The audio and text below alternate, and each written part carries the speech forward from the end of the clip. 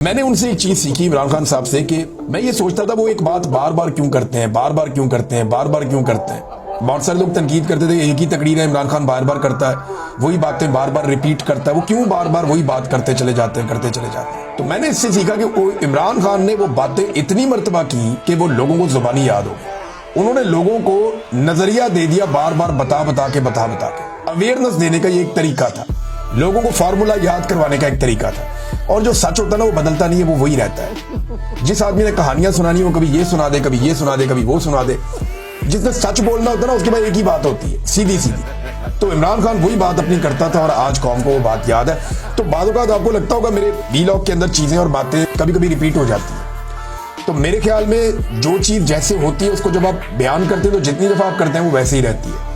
और मैंने ये सीखा कि अगर कोई चीज आपको समझ आ जाए तो उसको हैमर करें, बार बार उसको बताएं, पब्लिक तक उसको पहुंचाएं ताकि उसका इंपैक्ट हो।